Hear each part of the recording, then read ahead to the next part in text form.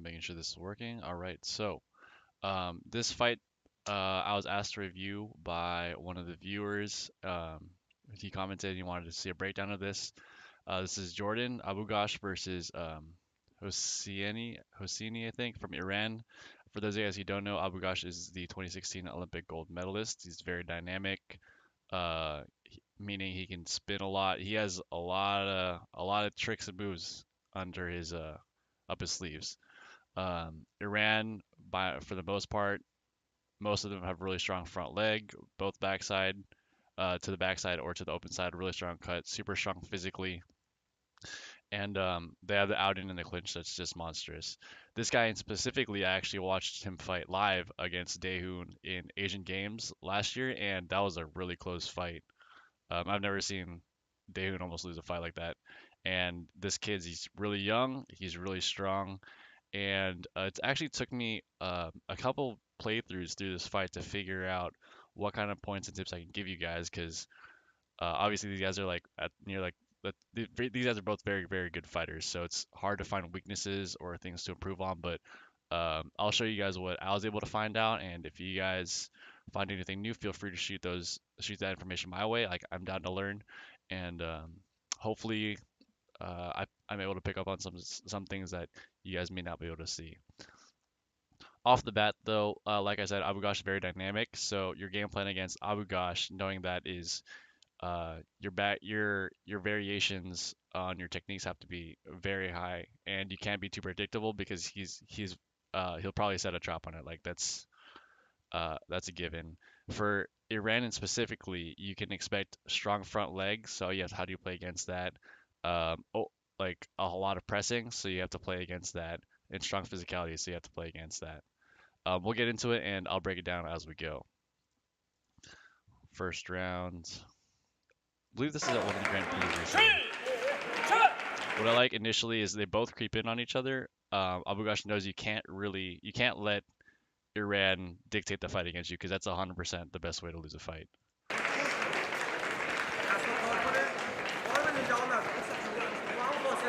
So just poking at each other, seeing what sitting on, gauging speed, etc. What I noticed off this push though was something kind of slight. I'm not sure if this is too obvious, but when Iran cuts in here, the amount Abughaush slides back lets me know that Iran's kicks are really freaking strong, because I'm sure Abughaush has a strong base. I'm sure he's strong, but for him to be pushed back that far on just a cut lets me know that this kid's sitting on some serious power. Almost gets it. That's the left leg out in I was talking about, or the out in I was talking about that Iran has in the clinch. All their players. Oh, I don't know what happened there. All the players have that. Okay.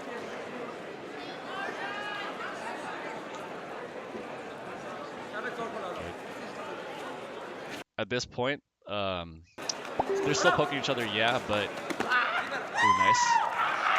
Good, so he takes it right away, leaving him.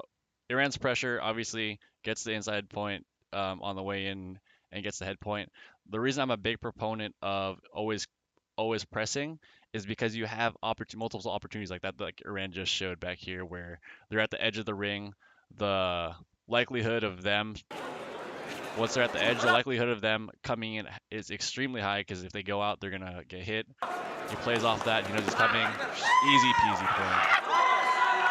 Grab, maybe not grab. And this is where things get spicy. Good.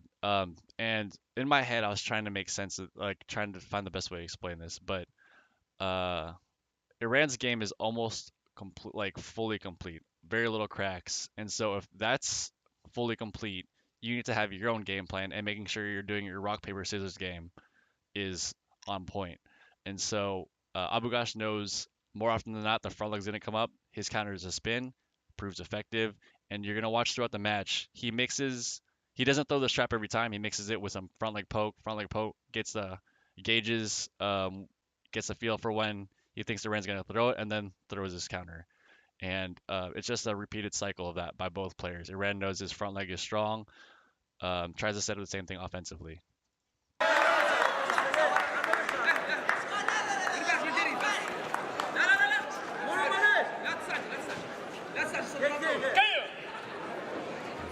Oh yeah, this happens a lot. There's a lot of technical breaks. Okay, yeah, nothing happens.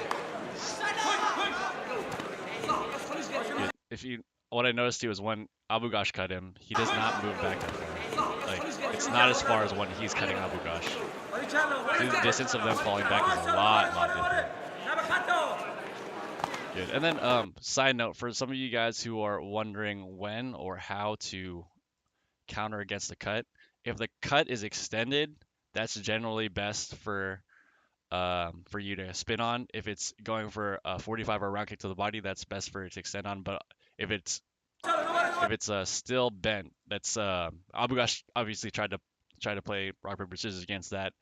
Didn't guess it right because Iran went with a bent cut and was able to cut it right away. Had that been a 45 or round kick, obviously would have scored or almost scored.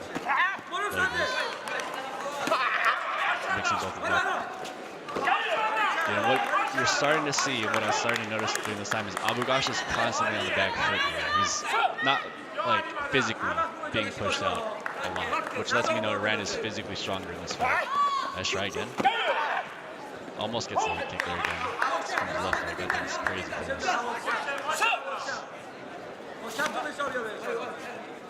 for both sides. Lots of good habits to pick up here too. Did you guys notice after an exchange, they usually eat the distance right away. Exchange, eat the distance right away. Because if they don't take it, then the other guy will.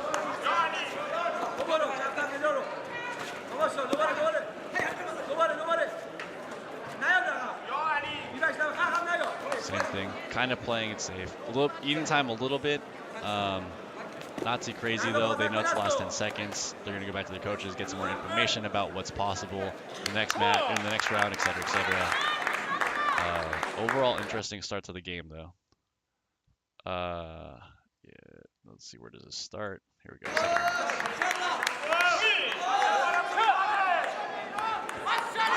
Something important to think about too is where is each player winning? Like when you're sparring someone, are you scoring more from the outside, from in the clinch, coming out of the clinch, from in the clinch? What distance are you beating your opponent at?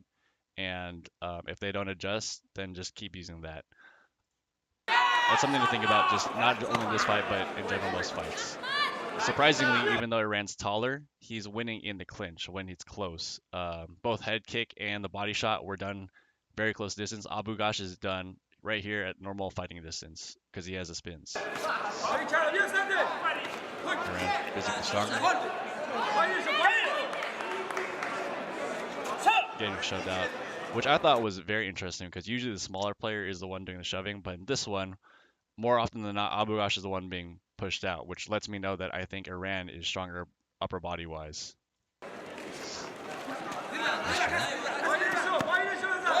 Nice try not falling. Small things like that make a big difference. Being mindful of being up, the ring management.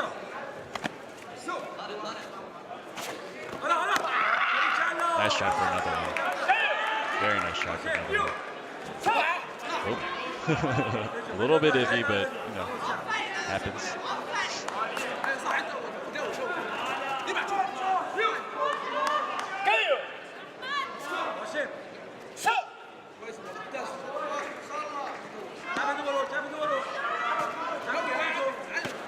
There it is.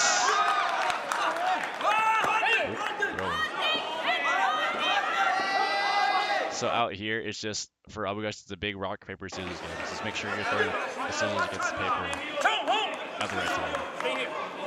Now the hard part with Iran is, let's say you're throwing rock against rock, because Iran's physically stronger, it's like slight advantage for Iran, rock against rock. So Abughaush has to make sure that when they do clash, he's making the most of it, so he can set it up properly for the proper defense.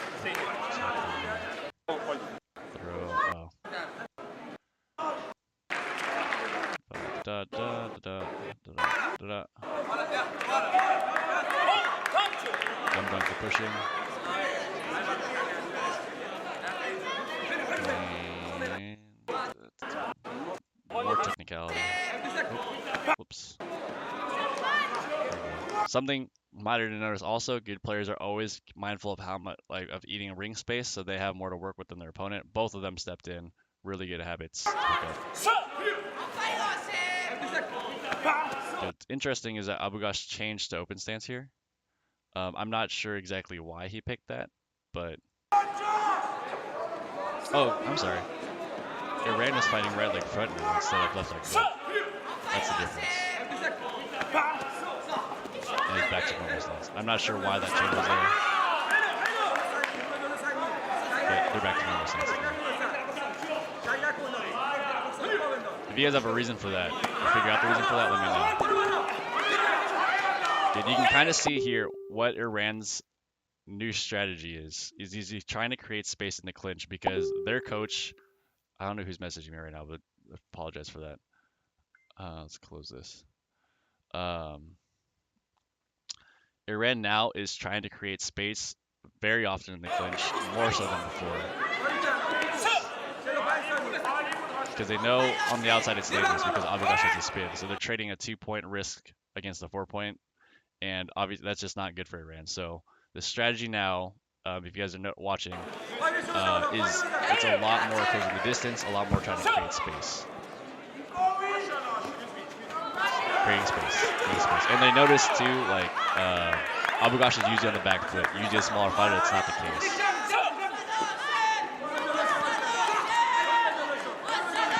Nice try. Oh, we got it. Just kidding. Not even a try. Good job getting that.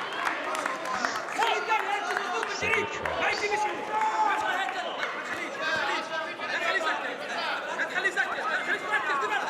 Oh. I love watching this coach live. He's so animated.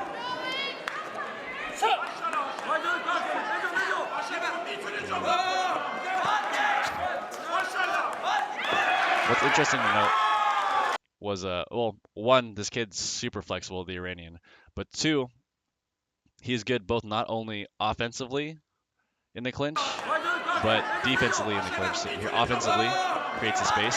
He knows how to create space. And defensively, he knows how to maintain height and create just enough space for him to hit. And because he's so flexible, his clinch kicking distance, the amount of space he needs to clinch, is exactly the same as Abughaush's. So Abughaush in the clinch does not have advantage like he normally would because Iran is so flexible. So that's something to take note of. Abughaush is very lucky the sensor didn't hit. But it's interesting. It's kind of ironic, and it's interesting to note that Abughaush, as a smaller player, has better traps, and therefore he's winning on the outside. The Iranian is scoring all of his points on the inside, so that's what he's sticking to because he knows that's where he's physically stronger, and that's just, in this situation, oddly enough, is better for him, even as a taller player, because of his flexibility. Nice shot at the last step of the head kick. Oh, sorry guys.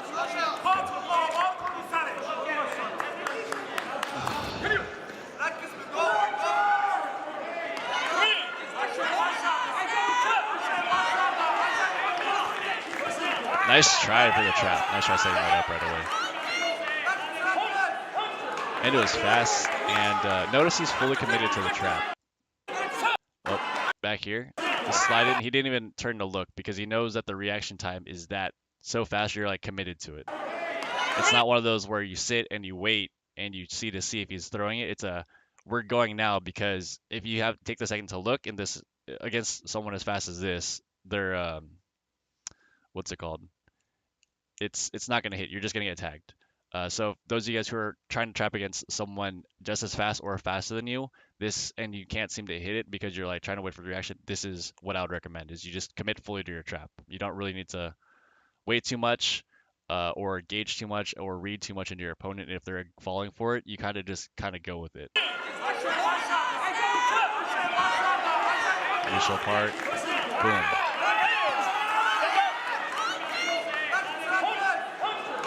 And the psychological reason behind that, I mean, I could rewind it again, but I'll just go into it. So the psychological reason behind going right away, if you notice the timing, I covered this kind of in the last video, so the initial reaction was to lift the front leg. If you attack your opponent within a second or two of them doing a reaction, and they're caught by surprise, they're gonna go to their instinct, which in Iran's case is his front leg, which is why right after this cut, Abughaush commits fully into the trap. One, boom, because in a way it kind of worked. I mean, Iran's kind of lucky he went in on that one, but Iran out of reaction just lifted his front leg, and that's what Abughaush wanted anyway for the trap. It's just unfortunate. The distance was a little bit off, but the timing was there. It was the correct technique. Abughaush is kind of getting, as you guys can see, like Abughaush is kind of getting manhandled in the clinch. It might be because of the grabbing, but I think in general it's better arm positioning and just better more upper body strength.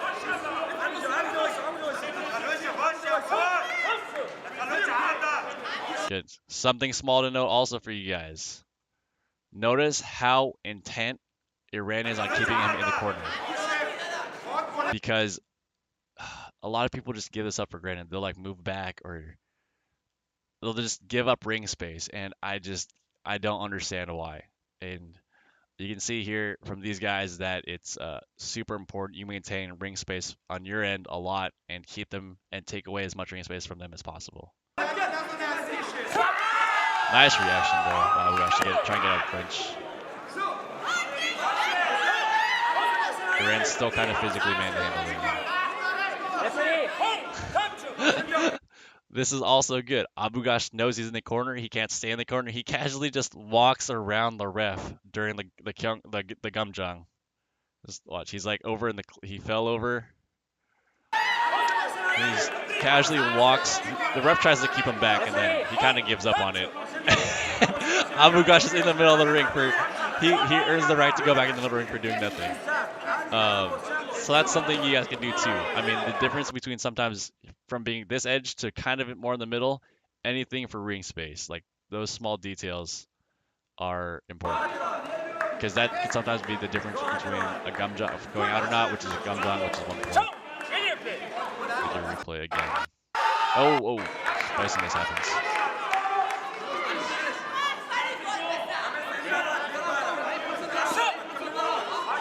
Good. So you guys both have the overall game plan. Abughaush is still playing from the outside, needs a trap. Overall game from Iran, close the distance, manhandle him, create space offensively, defensively, hit him when he's open because he can't seem to counter what Iran's doing. If in Abughaush's position, it's important that as soon as there's space created, even if you don't feel like kicking, you need to kick in hopes of jamming this other guy's leg up to nullify his strength and then play it back at the distance game where you're stronger or where you're winning in this case. Good. He's trying. Obviously, it's a lot easier. That's what's so scary about this guy. He almost hit Daehyun with this. This inside front kick from the clinch craziness. Which is why I'm saying as being in Abughaush's position, you need to throw your legs through the middle or up so that way it jams so you can nullify. Obviously, this is a lot easier for me to say. I'm not in the fight. I don't have to watch for that speed or guess or anything like that. But from the outside, that's what I see. Good punch. Good job taking advantage of the reset just happening. Oh, nice. That was very good. He knows third round, a minute 30 left. Iran by default is aggressive. The chances of Iran sliding back on that is very slim, so very good to throw head kicks in that situation. Especially short trap head kicks like that. Very good. I think he gets it taken away, though. I think it was still legitimate because he's... Oh. Too much fast forwarding. Yeah, so he does get it taken away. I tried to fast forward and mess it up. I thought that was a legit headshot, but he gets it taken away. It's fine. Actually, there's a lot of headshots I think Iran should have gotten already that didn't count. So, breaks of the game.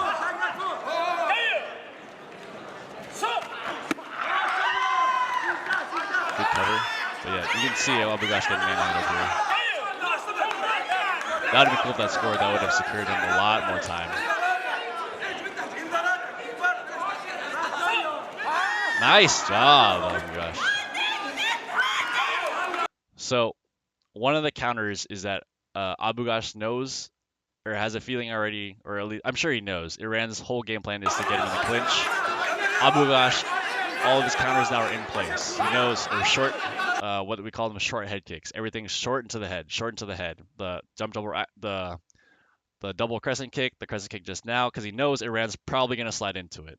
Axe kick, short head kicks. Another short head kick. Good. Just put on the defense. And set again. Short head kicks. Maybe set up a trap. Maybe it's short head kick right there that would have. I mean, that's another one that may have connected. Both players exhausted, I'm sure. Oh, side note. So, what's happening right now? Some people are like, oh, there's a technical difficulty. It's not a technical difficulty. What's happening right now is Iran knows this is a play a lot of international coaches make. When your player is down with 1 minute left to go, they usually call the testing card, the test, because what the test does is it does not use your card, and number two, the whole time they're testing it, you get to breathe. And the difference of you being able to breathe for 20 seconds and then go on the offensive is a lot different, and you feel a lot better than if you had no break at all. So this is not actually a technical testing like that you guys might think is actually happening. It's not actually what's happening. What's actually happening is Iran's giving their player a break to give him enough steam to go after Abughaush even more. Because you can see they're both exhausted over here. So fake testing happens. Okay. Yep. That was a good couple of seconds for both Iran and Abughaush to breathe. Yeah, you could say it gives Abughaush some rest, but it's harder to be on offense than it is on defense, stamina-wise, especially when you're down because of the pressure. And so this little break ends up giving Iran enough boost for what he needs to just make the cutoff.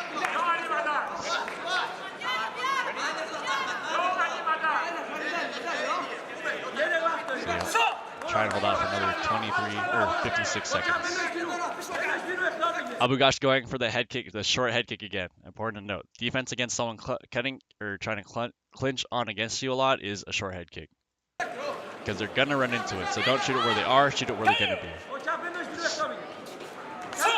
You notice too, Iran's a little bit smarter now about the way he's pressing because he's rested. It's not just straight, go straight in every time. Good try again by Abughaush, short head kick. Iran's trying to capitalize as much as he can when he's in the clinch. And then holding. More rest. I don't know what's happening. Nothing actually happening. Gumjong? For what? I don't know for what, but it's called breaks of the game on that one.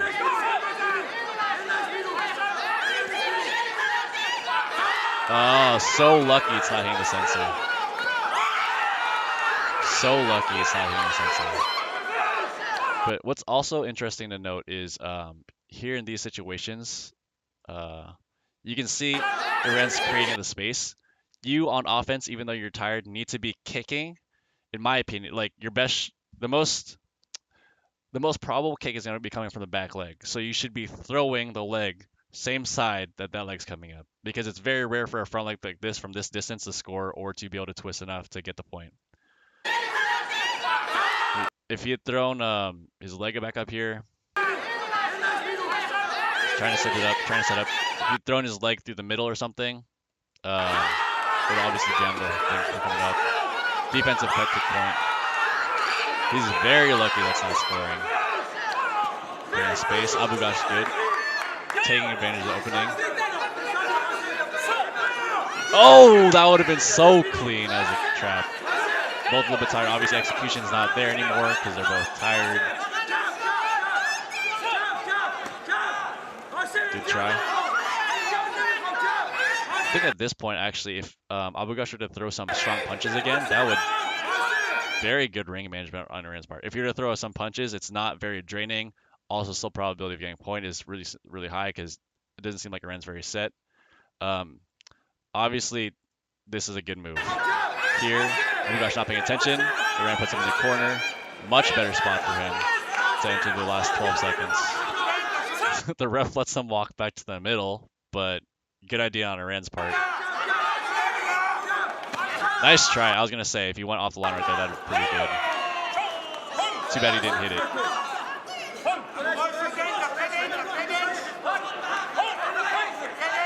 Oh, and a holding call. Okay.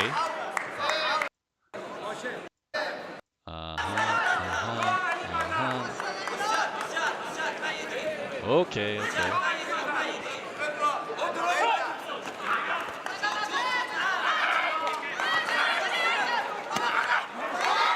Very nicely done by Iran. Oh, there it is.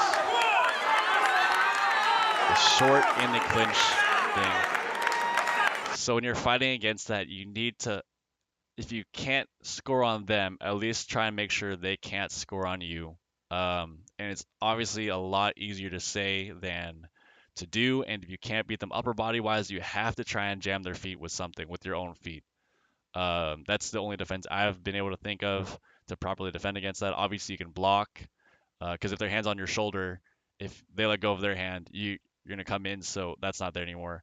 But if they're holding you at bay and they're kicking, dude, you gotta lean your body or arc it, and I don't think Abughaush wants to take that because Iran can go over, and so in Abughaush's situation, I think if you were to just somehow, if you were to shoot your leg first, as soon as you think there's an opening, even if there's not really an opening, I think that'll defer your opponent from kicking. Like I said, easier said to do, or easier said than done. But at this point in the game, it's really small things like that make the difference. Please give him water. Do you guys not have water for your? Do you not have water? This guy's getting. I don't even know if you guys gave him water, man. Oh, okay. So he's getting full cooldown treatment. The other camp.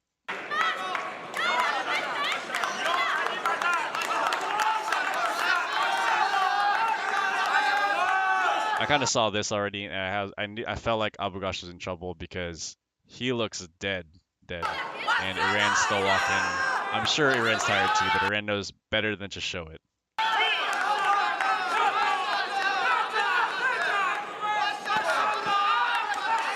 When I was watching this, what I didn't get was why Abughaush fought him open stance here, unless he was going for a punch.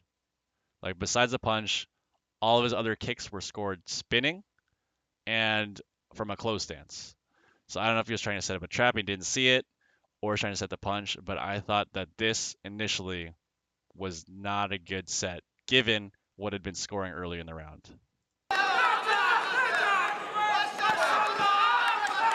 Because Abughaush was for sure not the one getting the points in the clinch, and so that's a situation he wants to avoid. Nice flick. I don't know if you guys saw this. Iran got this defensively back here on Abughaush's press. Yeah. I'm not sure why the call was made to try and score in the clinch because most, if not all, of Iran's points were in the clinch, and Abughaush's points were scored spinning from the outside or from the head kicks to the short head kicks because Iran was going to press. If obviously I respect Abughaush a lot, and I love this guy as a fighter, and he's so amazing to watch. He's done a lot more than me. I just think that in this situation, I would have coached it or had him play it differently. Obviously, this is my third time around watching this video, so I can see more than in the moment. But ideally, I think the ideal setup would have been to start the fight close stance from the start, and a lot more footwork that forces Iran back. And because if it was switched, Iran has to now watch for the trap. But in this situation, most likely, I feel like it's going to be a punch if anything comes out. And yeah, and then on the follow-up here too, I'm not sure why the call for the back leg off the line was made. I think this is just him losing the match. I don't know if he wanted to try and race it. Yeah, I think what he might have been trying to do is trying to get it right after the go, and it turned out Iran was just ready and flicked his leg up for it. But yeah, that's the end of the match. It goes to Iran, well fought by both sides. Nice job. My main takeaways from this match for you guys: one, you have to be physically strong. Iran won, I think, because he's physically stronger. Number two, played your strengths. As odd as the situation is, with Iran being taller, he was getting all of his points in the clinch, and he was trying to create that scenario repeatedly, over and over again. Create a pocket, hit. Create a pocket defensively, hit. Abughaush is very lucky; those multiple head kicks did not register. Um, and I mean, I'm not saying it's easy to do, dude. I have no idea how to handle a monster like that. He is really good.